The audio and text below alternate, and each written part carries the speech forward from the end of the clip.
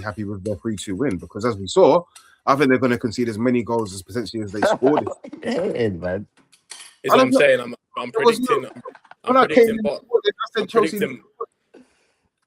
predicting basketball scores when it comes to Chelsea, but with Hull, I like their number 10. Ballooney's a baller. I might consider him for fantasy league. He's got something about him. And Hull, I think they've got like Coventry next, and they've got a couple of the maybe some of the weaker teams in the league. So yeah, FPR. I might bring him in. I like what I saw. He's got a bit about him. I clocked him. I said, "Where's he from?" Algeria. Oh, of course. He plays like a North African, of course. Bare techie. Decent player. With obviously Chelsea won their game. Man City came back in and won the game later. I know you mentioned Shirky there and him coming off the bench later and getting 2 assists. With Man United and with Liverpool especially, it is one game, so it's not. I wouldn't say fully panic stations yet, but you've wasted a game week essentially. I think look. Before the start of the season, there were a lot of fans who, some maybe a little bit more gas than others. I'm speaking to them that had aspirations of winning the league. If you're going to win the league, you can afford to lose 3 to 5 games across the whole season. If you lose your first game, like you're already playing catch up as far as the rest of the league are concerned. Chelsea have won. Do you get me? City have won. Arsenal have won. I don't know. I just feel like we've underplayed the fact that they played Hull, the team that got promoted. He didn't even come first or second. They scraped into playoffs. Why are we underplaying the fact they played Hull? They didn't lose to. Thanks for watching the Ave A Word podcast on YouTube. The full episodes are available on all podcast platforms, including YouTube. Make sure you like, share, and subscribe to the channel, and enjoy the video.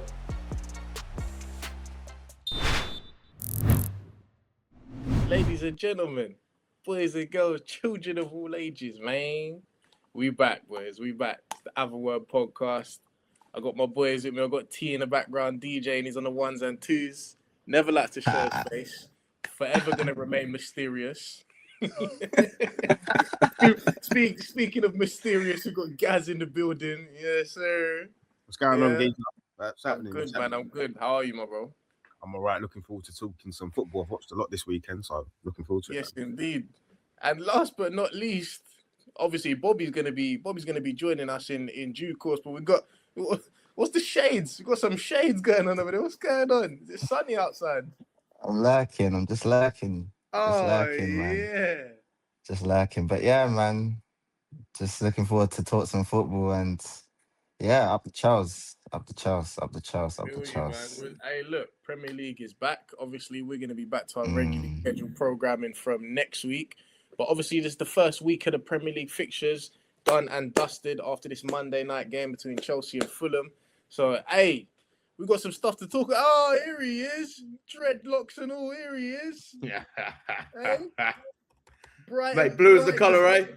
Do you get me? Just brighten up the panel because it's looking very dark. It's looking very chocolate. You understand? We need little Werther's original. We need a little Werther's original in there. You understand? I said Werther's.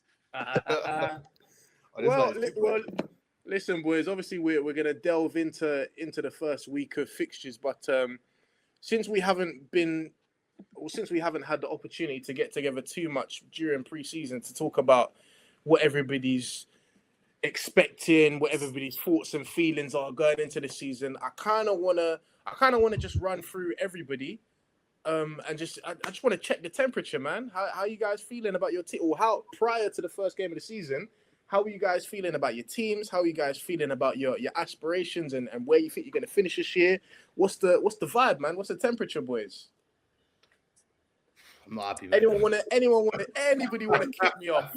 Anybody want to kick me off? Be honest, mate. I'd rather let those northern sides start. Let the Manchester and Liverpool side start. So we're going up north, yeah? All right, cool. Yeah, let's go up north. What's more northern, Liverpool or Manny? I don't know them ends too tough. I'm gonna say Manny, I believe. Oh well, Gaz, I guess it's your serve. Talk Well, to me, man. I have to lay a disclaimer, and obviously I've been warned we can't waffle too much, which I try not to do. I'm just a football fan, right? And I've been saying it for some time, and no one seems to want to listen to me. So just hear me out. I'm a football fan. What I will say as like a representative, I guess, of United is, going into the season, I think United fans would have expected a top 3 finish based upon the instability of the league, where there's been so much chop and change. And I think United fans would have been fairly pleased with the transfer window they had in terms of at least improving that midfield, which it clearly needed. But as you saw against Hull, which I'm sure we'll get into later, they just weren't at the races at all. And Hull were the complete opposite end of the spectrum. But going into the season, I think United fans were fairly buoyant about what they could do based upon what Carrick has been able to do with the team, based on the morale, based on the quality of players that have seemingly come in alongside Baleba, who's supposed to be coming in as well. So I think despite the result at the weekend, which I said we'll get into, I think there's still a lot to be positive about for United as a whole.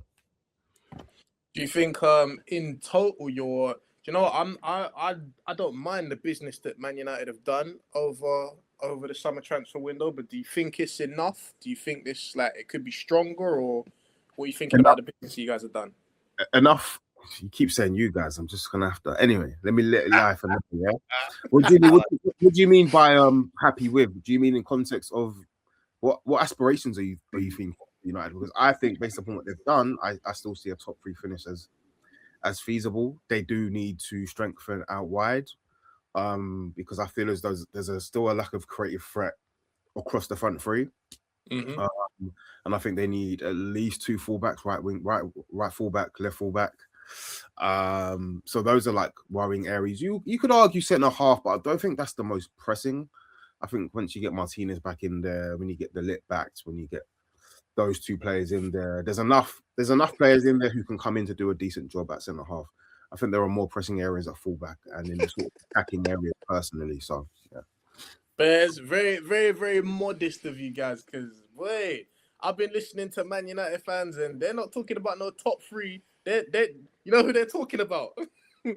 I don't think that's realistic. You see who they're talking about. That's who they're talking about. That's realistic at all. And it's great to have aspirations and to want more for your team, of course, but there's levels and leagues between Arsenal and, as things stand, at least the rest of the league in terms of the Cities, the Chelseas, the Liverpools and United. I just don't think I think the gap's quite big at the moment. So yeah. You don't think because the bar that United fans have been using is since Carrick took over and points tally. You don't think there's cause for them to. I don't think there's much credence in that, just based upon they went on a really good run, which I think is very valid and fair. But again, when I look at the attacking quality of the United team and it comes to breaking teams down, they're going to be a team that has most of the possession. I don't see Brian Mbeumo as a footballer who's going to be able to take on a man or two and deliver an incisive pass. I see Mbeumo as a wide forward, as a goal-scoring wide forward. Cunha, to me, has an identity crisis. He doesn't know what he is. He's a 10 and he's a bit of a guy. And he's a bit of everything. And it's like, well, what are you as a footballer? Then you've got Bruno. And I think with Bruno, when things are going well and the game's in his favour, it's great. When it's not going his way, he starts to force things, starts to force passes. And also he's a number 10 who can't really magic situations on his own, aside from his passing. Gaz, pause on Bruno, because we got Hull to talk about. So pause on Bruno. I got something. But thank you very much for that, guys. We're gonna take a little trip down the M62. Yeah, Werther's original and that. Bobby, chat to me, man. Liverpool. I don't know what you want me to say, man. Look, luckily for me, I've got to go in like 5 minutes. But what I will, in one sense, but what I will say, I don't know, man. I feel like we're about to go on a journey. This team, it's gonna be a long journey. It's gonna be full of ups and downs. It's gonna be full of drama. But there was a key word that Gaz said there, relating to Cunha, and that word was identity. I have no idea what this team is at the moment. I think watching it on Sunday against Newcastle, we tried to kick off. I don't know if you watched the kickoff where we tried to do that thing where we pass forward. We lost the ball within 2 seconds. We gave away a free kick. It's like, oh, okay, yeah, this is going to take a little while to figure out like what we're trying to do. So I see it. I see some of the imprints of Iraola. I see some of it, but I think we need to strengthen, man. And yeah, it's gonna be a journey. But I like Iraola, so I'm not mad at it, man. I saw a basketball game up there in at St James's Park, Bob. Yeah, bro, it was. I saw a basketball game. I know Iraola's team like to press high, but once that press gets beaten, Jesus. And it got beaten, bro. And the thing is, like, It was kind of like watching last season. If I'm honest, at times, like, we horseshoed it around, went this way, no entry there, went around the other way, no entry there. Tried the pass, got caught, and then Gravenberch and Szoboszlai are doing up 400-meter sprints. Do you know what I mean? Just to try and recover. There's no DM there. You need a DM there, mate. All this Gravenberch. I think we do, man. We need a DM. I think we need a right winger as well. I think Engamoa, I feel like he was just like in the wilderness, bro. On Sunday, he just looked like depth. I'm not. Yo, I don't cut out the outside. I cut in. I don't do this normally. So it's and a midfielder as well. I think is needed. But listen, Jackie looked good. Jackie looked good, though. Jackie, he did look good. He can pass the ball. He can break a couple lines and that physical and that. Yeah, he did look good. Don't get me wrong. Look, there was flashes in the game where I was like, okay, it was nice. There was a couple nice moves, but they broke down a bit too easy. And I think the game just lacked quality, man. There's like there was moments where we needed to lift it, or there was just a moment where we got into a good position and the quality just wasn't there. And I love how you're talking about quality there, Bob. I love that because Isak, Wirtz, discuss. Bro, it just wasn't there, bro. Like, I don't know. Isak, he was wrestling with the crowd the whole game. I feel like that got to him, if I'm honest.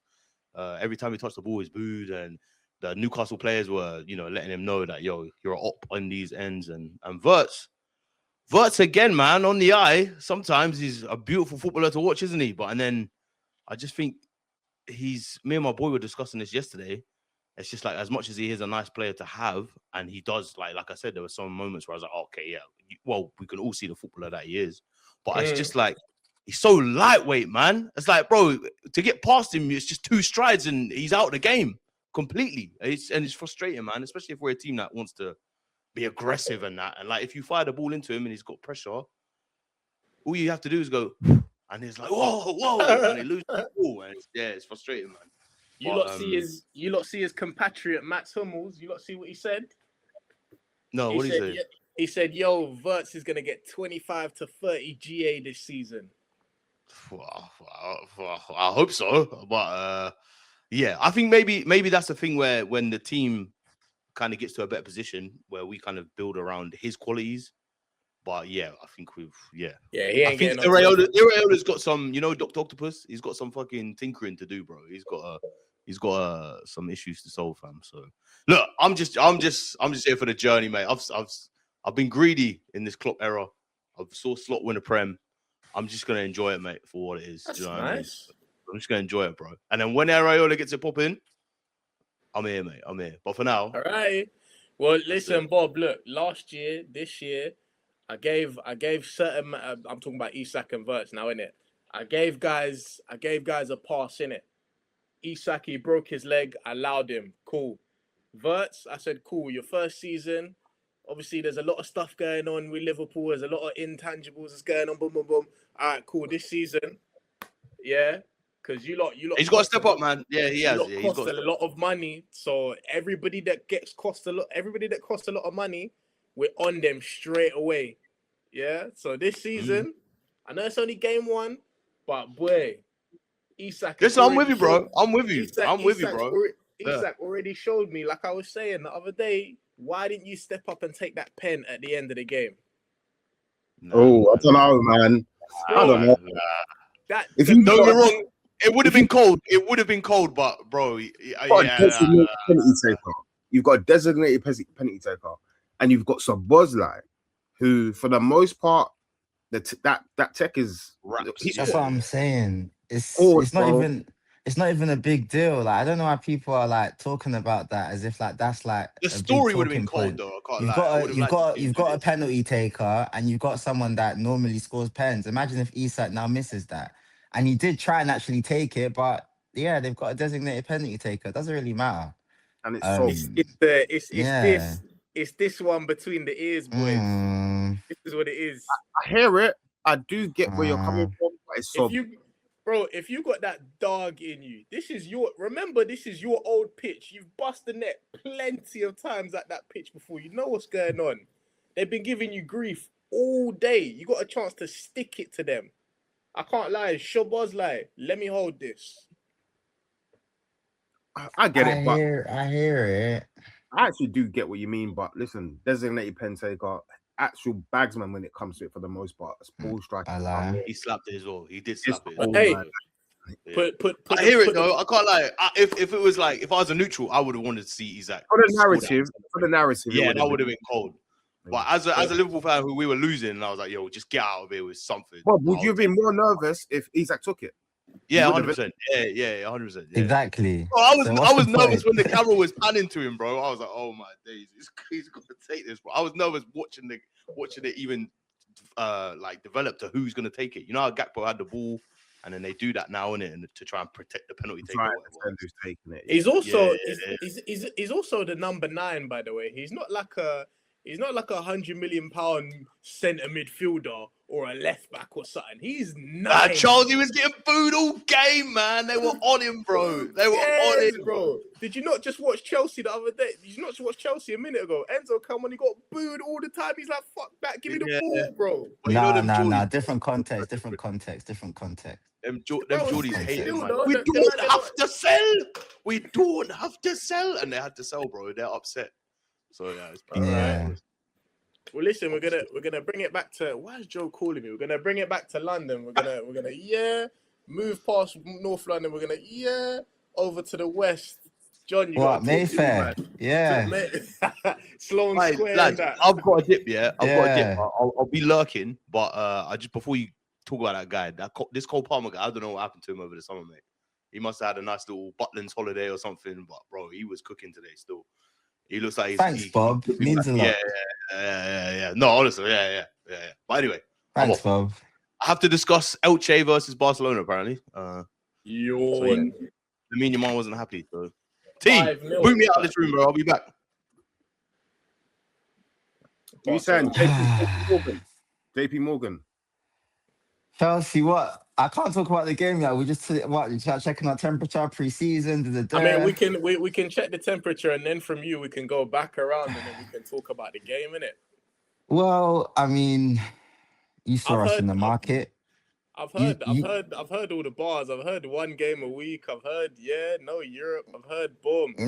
No, Morgan but Rogers, boom. let's talk about the Alonso. logistics. Go on.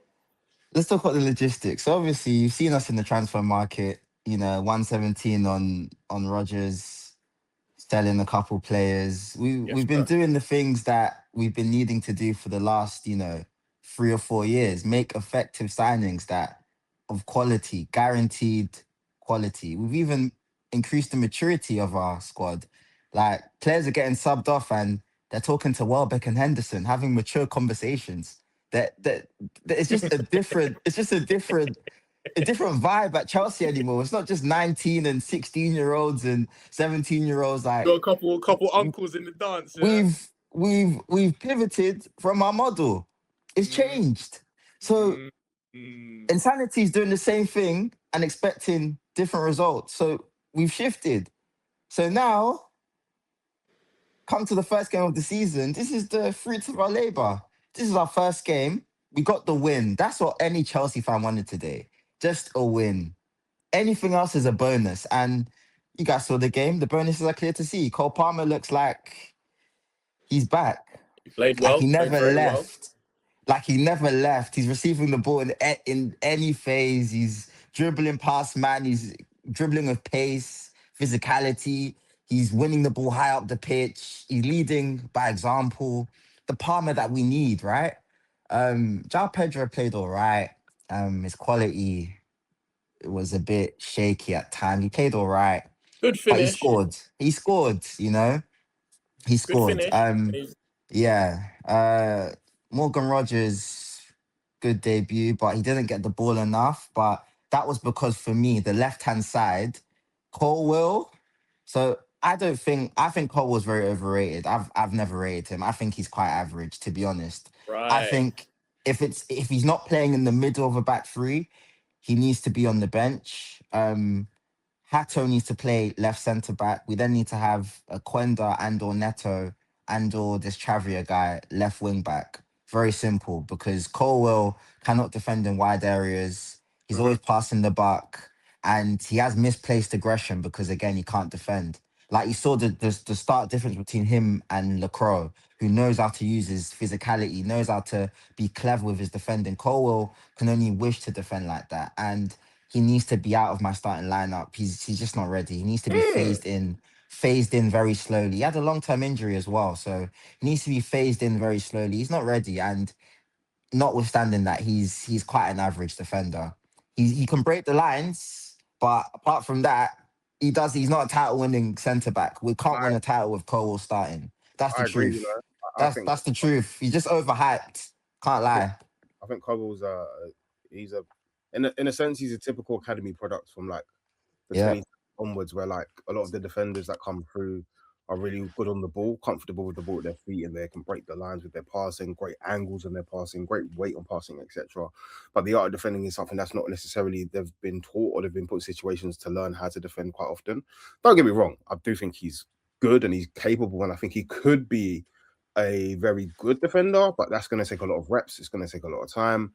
As it stands, yeah, I agree. I don't think he's like a great. I think that the idea of defending on Cobble isn't like what people actually see on the field, or the idea of him is better than what he is at the moment. Shall I say? Yeah, if we're I trying to don't, win now, we can't win now with him. That's not a win now centre back. But yeah, sorry, go on, Charles. I think it would take him a little bit of time. I don't know about his time at Brighton and even previous times at Chelsea. I don't remember him playing in back threes, which is something that you kind of have to learn and get used to. He's still young, so he still has a little bit of time. With his skill set, bro. Say again? I think that's the best way to get the most out of him as a centre half. I think he's more exposed than a back two. Of course, I think that of course. hide some of his deficiencies more. But the thing is, when he's playing left centre back, as John said, he's required to defend in certain situations 1v1s, and I don't think he's necessarily great at that. Whereas in the left centre, in the centre of the three, the main thing for you to be able to do is to be able to communicate with your back three and back five and thread those passes through the lines, and sometimes maybe even join the midfield. At left centre half, you're asked a completely different task, and I think it's a bit shaky. So now that obviously when Fafana comes back from injury, I'm hoping to see Lacroix, Fafana, and Hato, and or Achimpong, who had a very good game today. Lacroix, Yeah, he looked all right. Like Colwell is not a starting centre back for us unless he plays in the middle. If he's not in the middle, I cannot see Colwell in my starting lineup. And Xavi Alonso, I think, is very present to that. I know he said he's world class in his interview. He said he's world class or whatever, but You have to these are gas just up the the man, things. though. These are just the things you're gassing up. You have to Everyone gas knows up the it. man, Like though. he can like if he like he got a yellow card, he could have got sent off.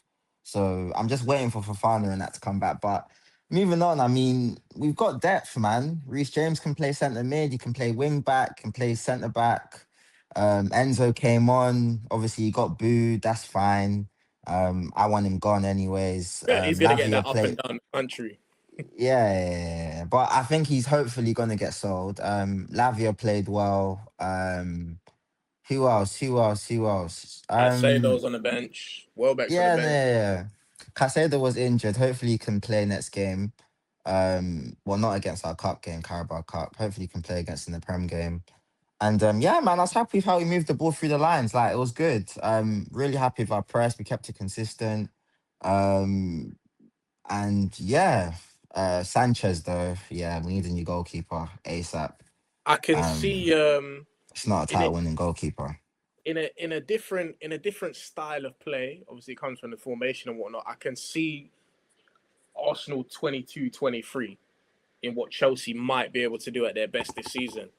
You might play In what really sense? entertaining. You might play really entertaining football, score lots of goals. That front three looks formidable, but at the same time, you're going to concede goals, and there'll be certain personnel in your team that will lose you games, like constantly, or lose you points. That keeper in one of the most important positions on the pitch is definitely he's number one suspect for me for Chelsea. I think if you lot are really gonna like really push for a title, you gotta get rid of him as soon as possible and get a you don't even have to go and get the best keeper, just a decent keeper, like a good keeper. Do you get it? See how Man United have got like a Lamans. You need somebody at that level, and then Chelsea could be serious in the league. I But with think Sanchez in goal, I think as you know, we are very ruthless. This is something that we are definitely looking into, and I'm confident that we'll be getting a new goalkeeper in this window.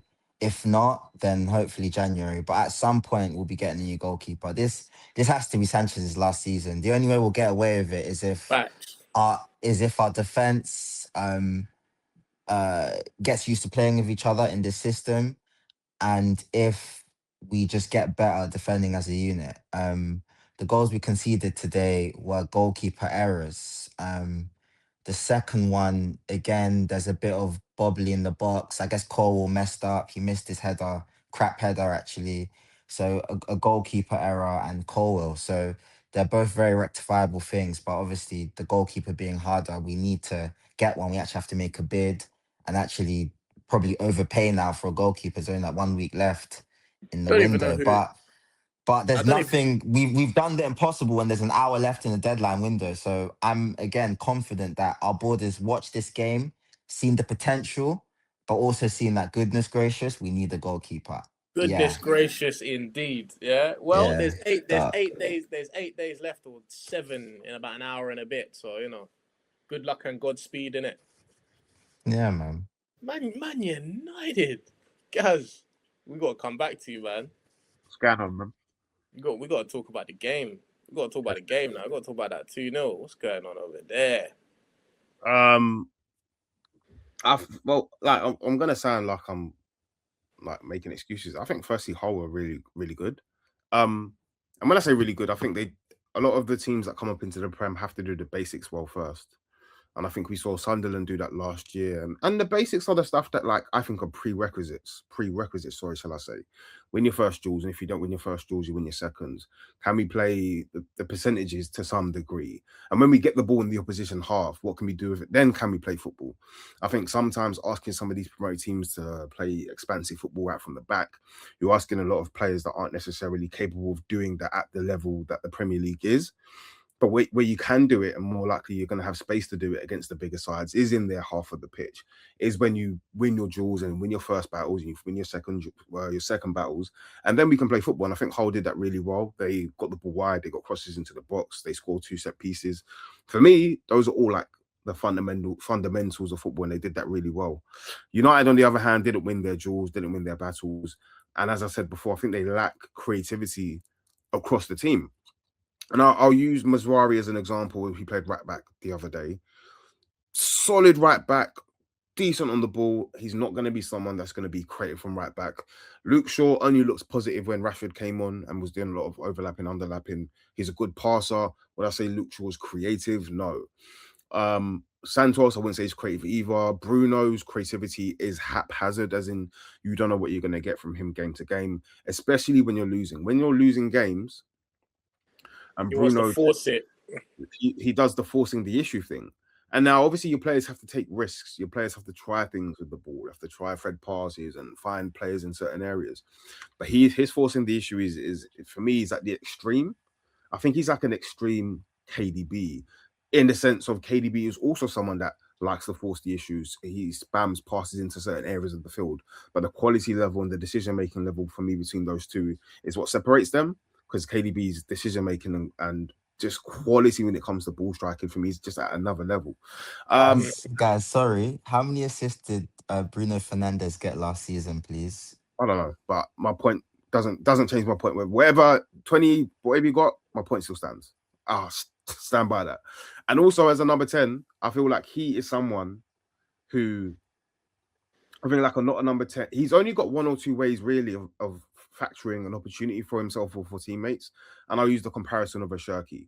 Whoever he thinks better is another question. But when you look at what Shirky did the other day, where he received the ball from whoever it was, he chops onto his left foot, he holds the defender off, and then slips the pass through. And I think those type of number 10s for me are my preferred type of number 10s, who can just make something out of a situation which doesn't even make sense fundamentally. Now, Bruno does it in a different way, but I think the juice is going to run out soon with Bruno Fernandes, and I think United need to move on sooner rather than later. And as I said, players like Cunha, he doesn't know what he is. He's identity crisis. Am I a second striker? Am I a 10? Am I a left winger? Am I an inverted winger? He doesn't know what he is. And then Mbeumo, for me, is a wide forward. He needs to be supplied with opportunities. So you add all of that together, there was no Ahmad, who is creative. Yeah, bit of a mess. So, but guys, surely Carrick, like, should just maybe shift the tactics a bit, because Mbeumo, whenever I see him on right wing, obviously I'm not a Man U fan, but even me, like, I get a bit like weary. Like, Mbeumo needs to be through the middle, or if you're playing 3-4-3, I guess one of the guys on the side, so we can, become like be more central. Why is Dorgu being persisted as a left winger? So why I'm kind of pushing back on the Bruno thing is that look at the players around him. He's got Dorgu on the left and he's got Mbeumo on the right. What the hell? What do you expect Bruno to like? He's passing to people that can't play in tight spaces, can't do through balls, can't do 1-2s, huh? He's not passing to people. He's not passing to people. I don't know, man. Maybe I was watching a different game, but obviously Man United did not score. But I think at times when they were attacking, like some of the probing, some of like the central play, some of the interchanges of passes were actually looking kind of neat, and they carried a little bit of threat. Obviously, they just didn't score any of the chances that they carved out, and you don't score your chances. You don't convert. And you remember any of those like chances which like stick to mind? There aren't many that come to mind. I think, oh yeah, like that was a great opportunity. But yeah, if you have them, I might have missed. Yeah, I mean, I'm more. There's not true talk. There's not really a clear cut chance that sticks out to mind. I was more just referring to the patterns of play that I saw. That I thought, okay, United look like going forward. They look like okay, like there could be some threat there, but yeah, you don't score your chances and you give away set pieces, then you'll get punished, man. No matter who the opposition is in this league. I just wanted to. John asked me about Dorgu. Yeah, well, I don't necessarily disagree with some of your points, right, about the players that were also on the pitch. I mentioned Cunha. I doesn't know who he is. I mentioned a lot of the issues that in and around. I didn't just say Bruno. Excuse me. Forgive me, lads. I didn't just say Bruno is the only issue in the team. Like, he's not. There are loads of other problems within the United squad. Bruno can be one of those issues depending on the game. And I think against Hull, when you're looking for someone to maybe just calm things down and to be a bit more meticulous. Obviously, you also have to probe, as I said, but to also be meticulous with the ball, he's not that guy. I agree. Dorgu's a footballer, again, another player who has an identity crisis, and I think there's a lot of footballers out there in the league. They're trying to Gareth Bale him, man. They're trying to Bukayo Saka him, bro. And it's like, he's not really a left back because his defending isn't great. He's not a left winger at all, unless you're playing in certain games. So remember the Emirates game last year, Charles, when he scored that goal when United won 3-2. That's an ideal game where you may want to play him at left wing because he can double up as an extra left back, if you like, off the ball. And on the ball, he can still do bits and pieces. He's capable without being an amazing footballer going forward. That type of game is like a tactical thing where you might say, we're going to play him here to protect, to have an extra man in the defense or an extra man in midfield. But against Hull, you need creativity. You need players who are good in 1v1 situations, players that can take on their man. And I think when Rash came on, you saw the difference, actually.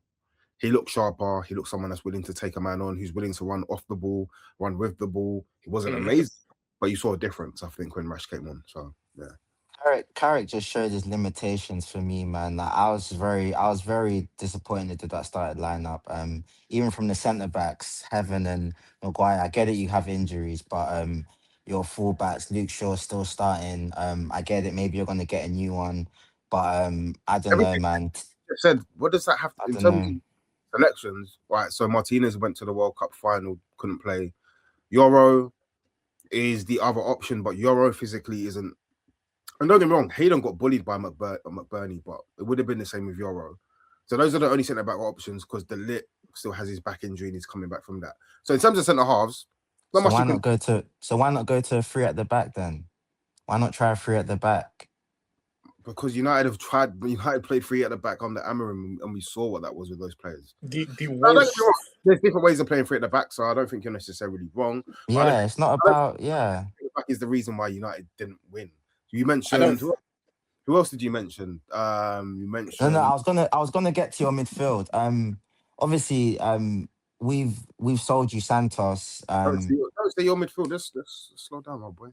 Slow down. Well, are we still talking about your defense? It's not mine. It's Kiz's. I'm just here as a football fan, but talk to me.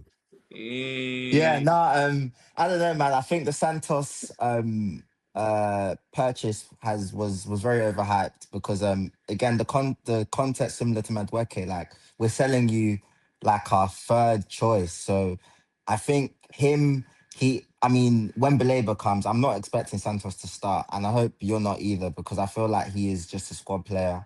And They're gonna have yeah, they're gonna have to prioritize Tillemans and make Belieber do his running for him. Tillemans needs to be looked after though, man. That's what I'm saying. That's why they were gonna put the Belieber there next to him, bro. Even 90 minutes, Tillemans, yeah, it's not easy. I think Dog. he should, yeah, it's not easy, man. Look, But he's a really Tillemans is a really good player. Like when he's on the ball, there's very few midfielders that can comfortably say, "Yo, I'm better than Tillemans." When we're talking about when we have possession, when we're on the ball, when we're conducting from midfield, off the ball, chai. It can be mm, shaky, but I think the Tillemans thing is very valid in terms of like some of the off the ball issues. But what I will say is I think that was also just based upon United's inability to retain possession. And as I said, win your duels. Winning your duels isn't necessarily about how you get around the pitch. It plays a part, but United just didn't win like the 50-50s. And Hull's goals came from they're really good crossing from out wide and their set pieces. And I think Yeah. that was one of the key issues of the game. Is like, and football comes down sometimes to just moments. Can you win your duels? As I said, can you win your headers at set pieces? And Hull did it. They were the better team in my opinion.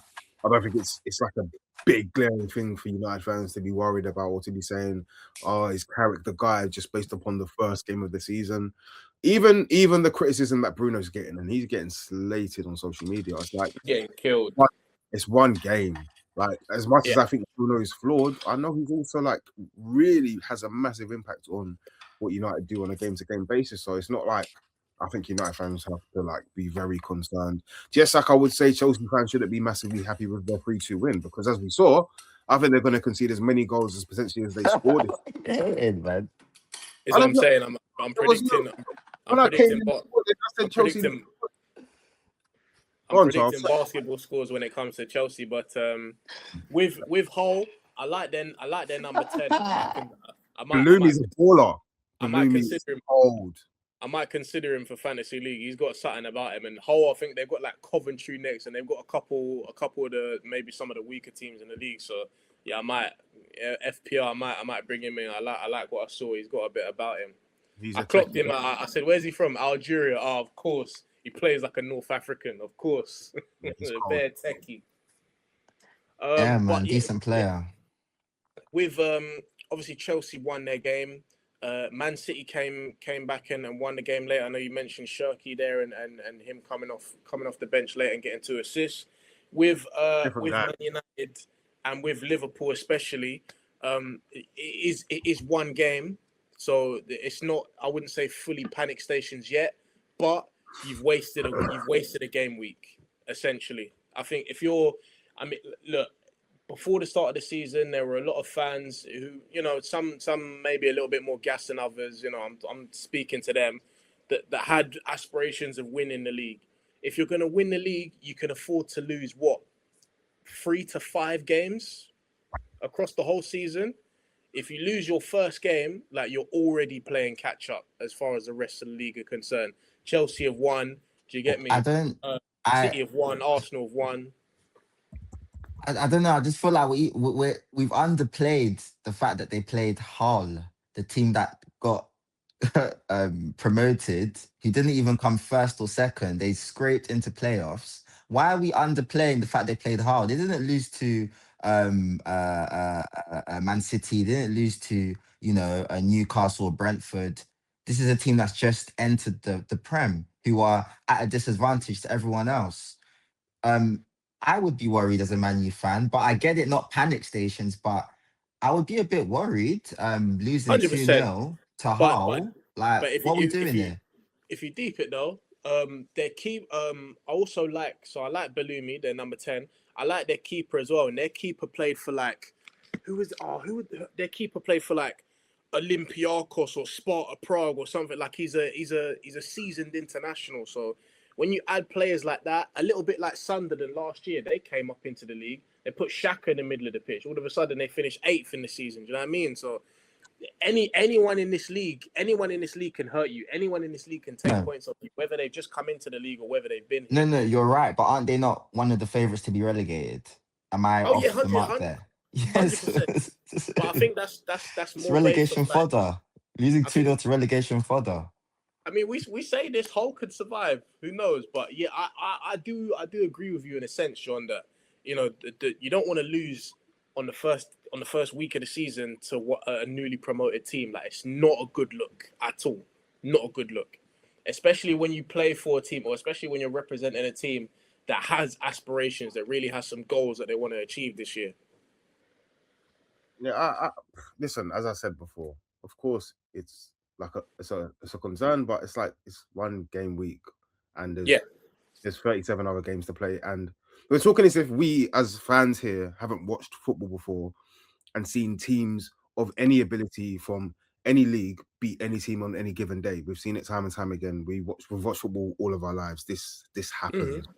So I think, United need to look into things in terms of how they defend set pieces, because that was a clear issue in the game. Are they winning their? I'm going to keep saying it. I've been saying it all weekend, really and truly. But winning your duels, as we saw Brentford. Yes. Brentford against Tottenham. A big part of why Brentford were great, aside from the good coaching from Keith Andrews, they were winning their 50-50s and winning their duels, or their duels, as Arteta would say. Like, that's important in football, man. It's more important now than it seems to have been for quite a long time. And I think United needs to look into those issues. But I wouldn't say it's like panic stations just yet. So, all right, it's game week 1. There's another game week to go, and there's going to be a lot more to go. So, playing catch up though. Boys, do you want to ask me any Arsenal questions? Do you want to? I just want to talk about Ryan Shirky quickly. I just want to talk about go for it, man. Go for it. That guy's special, bro. That guy's special. There aren't many players in the league better than him. And you know what? Just because I know there's going to be a lot of concern about City going to be there or thereabouts this season. I think they will. If they play Shirky enough, and I know that sounds like, well, City going to rely on... No, if they play Shirky in enough games, they're going to be there or thereabouts, because that guy can make something out of nothing. And it's not just... I was speaking to my boy about it earlier. It's not just what he does, like, in terms of, his ability on the ball, the way he manipulates the ball, the way he's able to beat players in 1v1s, his eye for a pass. But, like, the small things he does when he receives the ball and someone's coming to pressure him and he puts his arm out against to stop them. And you don't see many players doing things like that. Like, he literally uses, like, the weight of the opposition and holds them off. And it reminds me of, like, what Hazard and Yaya Toure used to do, pause, when they used to use that, their bums to, like, hold players off and to keep them at arm's length. He's really, really good at that. And that showed in the Vardio goal. Yeah, it was the Vardio goal. Because he held off, I think, Tyler Adams and then chopped it into Vardio. And obviously, great touch, great finish. For me, there aren't many players in the league better than him. You could probably name 1 or 2 max, if any, if that, in my opinion. Well, the peak thing about him as for all his ability and for all of his instincts that you're talking about, he's both-footed practically. That's even more peak. Literally, how'd you stop him? You foul him. So, yeah. But yeah, it'll be interesting to see what City do. Boadi's done now as well, who's a good player. Yeah. They've got the Alan from Brazil as well. And it looks like they're going to bring in a centre mid, either Enzo or Please. or Adam Wharton is going to be targets. Take, Oh, you like take, the guy? take Enzo off my hands. I don't want Enzo in my club. Facts. But it'll be interesting to see what they do. Still got business to do. Yes. Yeah, no, City are cold. They're like they've got a lot of pedigree. I think Maresca's gone into like the perfect job. I don't think he'll get sacked if he doesn't win. So I think he's got not that much pressure. He just needs to just be competent. So if he can be competent and get his signings across the line, like I'm sure he'll do well. But again, players like Shirky, are they going to be allowed to be as expressive? Because even under Guardiola, I think Guardiola didn't mind when he saw, but even he had an issue with it. Maresca's, I think, a bit more defensive than Guardiola. So I hope players like Shirky can still continue to, play with flair, play with confidence. But yeah, man, City should finish in the top four, I feel like. Bare Yeah, minimum. I feel like City are. I still feel like City are one of our closest in terms of Arsenal areas. I think they're one of our closest contenders, man. No, we're your closest contenders. Don't do that, Charles. Not with that defense, mate. No, Not with that no, keeper, no. man. Don't That worry, keeper don't really. Fafana. We still got Fafana, Caicedo to come back. Hater will go in the middle, and yeah, we should get a new goalkeeper. Fingers crossed. Fingers crossed. Well, Fingers yeah, crossed. we're sitting pretty, man. I don't think there's too much that I can delve into, to be honest. I just want us to obviously winning the league last year was great. I want us to just continue. I want us to just continue it, man. We brought Bruno in. We've had the whole summer long saga with Vinny. We didn't get that over the line, but even to be considered in them kind of conversations is a positive. How Kind of long's shows. Bruno out for? They were saying like 6 weeks or something, but apparently it was capped. Apparently it's not as bad as that. It'll be back in a few weeks, I think. Fairs. But yeah, man, I just want continuity. I think out of all of the teams, especially with the big six teams, they've all got new managers. They've all got new ways of going about the way that they play and the way that they attack and the way that they set up attacking wise, defensive wise. And I think for us, it's just a little bit more of the same. And yeah, we proved to be the benchmark last year. So I just want us to continue on that form and yeah, go for the league again. And challenge on all fronts again, like we did last year, man. I can't really say too much more. I just want us to do a bit more of the same. Charles, I've got a question for you. I actually want us to, if anything, I actually want us to play with a little bit more flair. Just look like champions. Do you know what I mean? Not look like, oh, okay, like we're happy that we got one, boom, like we just carry on doing our thing. I want us at times to really look like champions, and hopefully above everything, hopefully we don't get hit with as much injuries as we did last year, because I feel like we had to win the league with the handbrake on, essentially. So yeah, hopefully injury goals don't touch us like they did last time. Pause. Fair enough. What did you make of Miles Lewis? What do you make of Miles Lewis Skelly as a whole? I'm a big fan of his, but how good do you think he can go on to be? Do you know what? I don't know if I can predict how good he can be, but the signs, everything is there. He's already at 19. He's one of the strongest players in the team.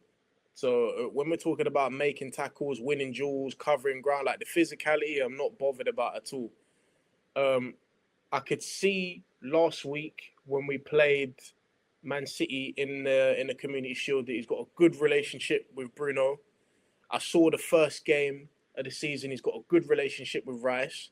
So I think in terms of challenging those two and being competent next to those two players in the middle, he can definitely add depth to our squad there. Obviously, he has capabilities at left back as well, but as we can see based off of last season and this season to start with, Arteta's looking at playing him a bit more centrally, plays forward, he plays quick. He's got a little, you've seen it twice already. Once against Coventry, Calafiori nearly got on the end of it. One in the Community Shield. He's got the little reverse pass on him. He's comfortable in possession.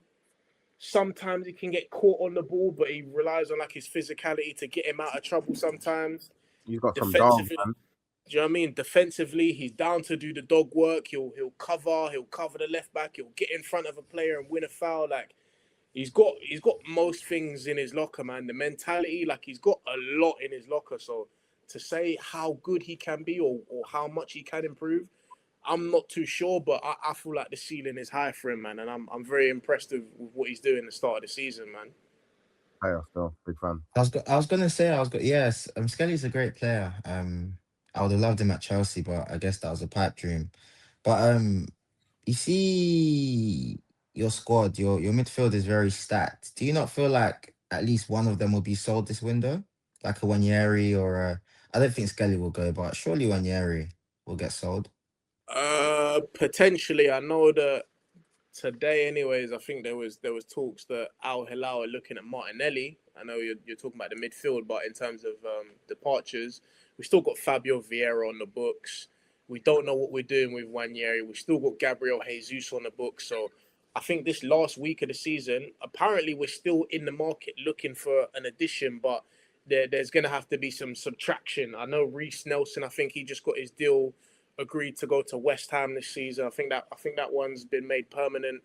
So yeah, there's definitely still some outgoings, and more towards your point, there will be players that will have reduced minutes, and players that might miss out, i.e. somebody like Wanyeri. So if I was the club, I'd probably look at a loan for Wanyeri again, or we'd have to sell him and put some kind of buyback clause in his situation, man, because I don't think Wanyeri is a player that I want to get rid of yet, man. He had a really good preseason.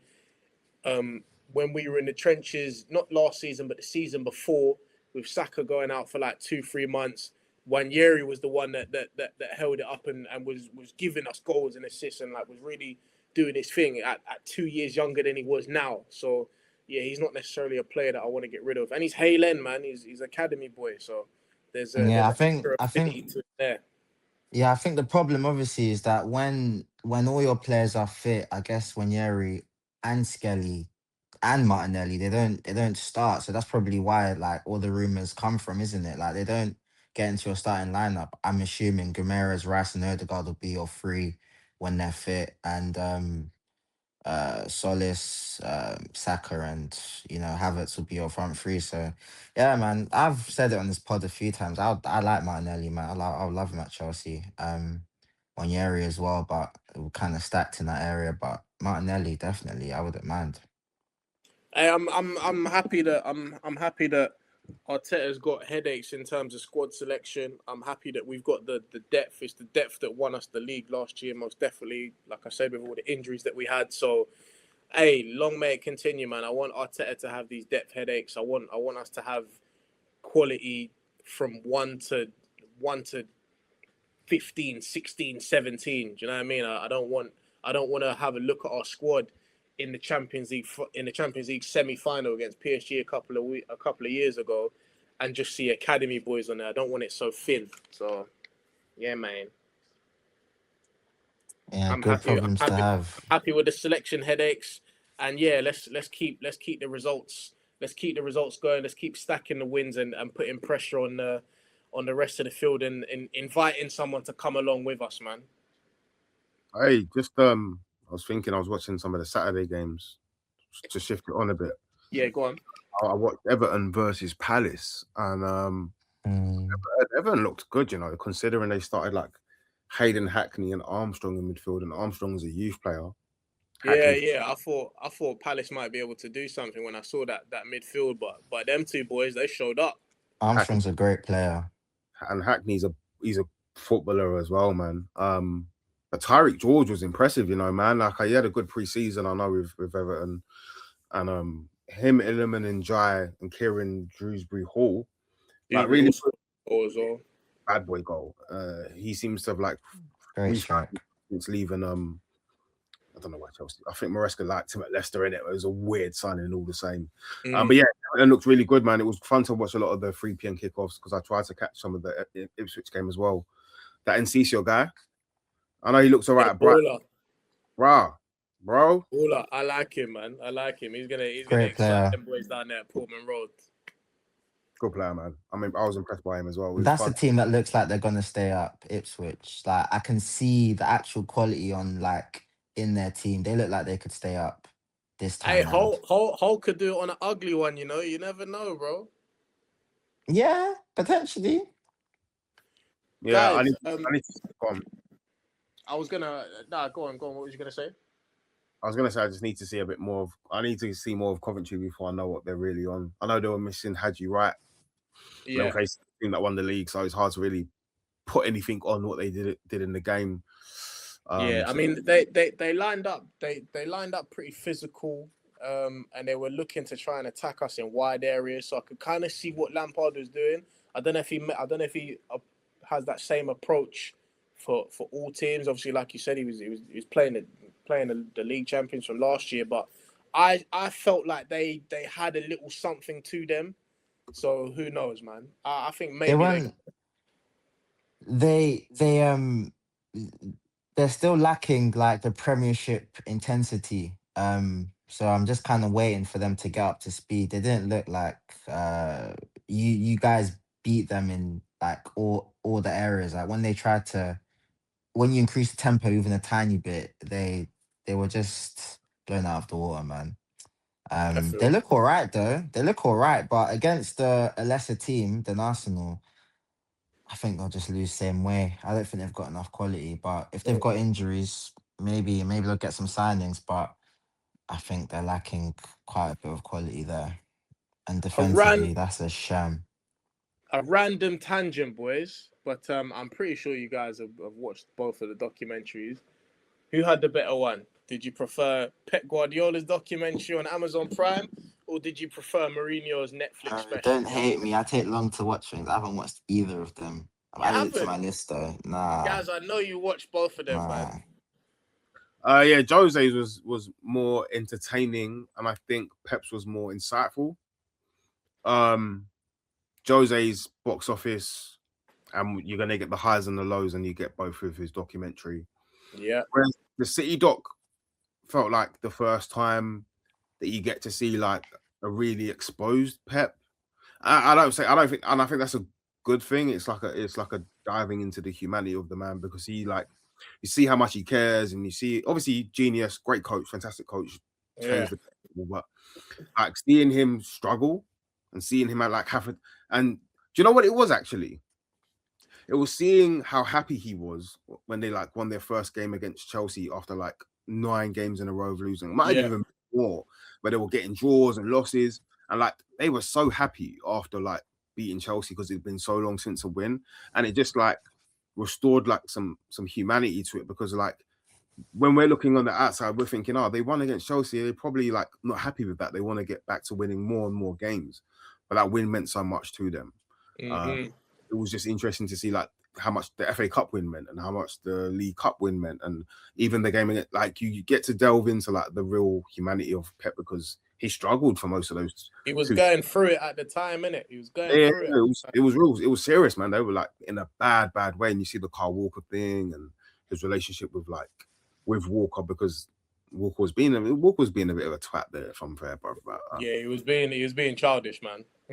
So yeah, it's a good doc. I think Jose is far more entertaining. It kind of, and you know what, because we're so far removed from when Jose came, the impact he had, it kind of like reminded you of how big an impact he had on the Premier League, how he shifted. It was definitely some nuggets of information throughout his time at Chelsea and Real Madrid that I wasn't too hip on. I wasn't too sharp on that. But yeah, that documentary definitely opened my eyes to a few things, man. What might have you missed from his time at Chelsea, Madrid, that you got like? I mean, maybe because of my age at the time. Obviously, this is 20 years ago, but like the amount of let's say like the amount of meticulous information that he has to gather to prepare his teams to go into the Premier League, like.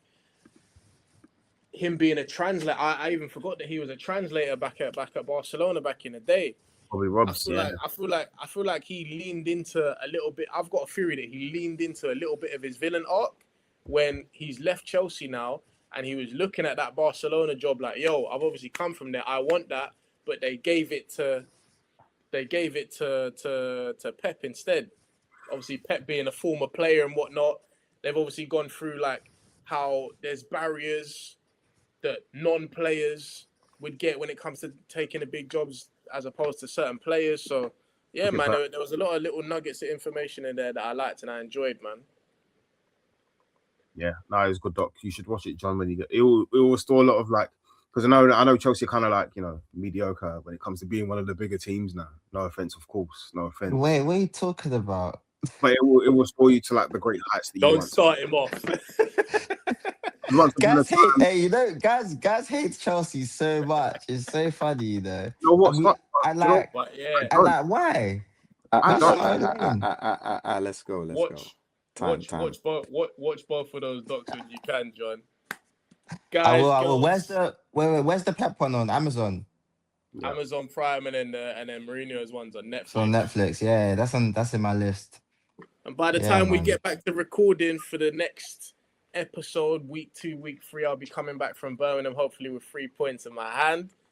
Man United, you need to get your 3 points. Chelsea, keep it going. Liverpool, Yeah, keep it Isak, going. That's what I like to hear. Isak, get that dog in you. You get it? Tottenham, get some points on the board, man. The Premier League has started, right?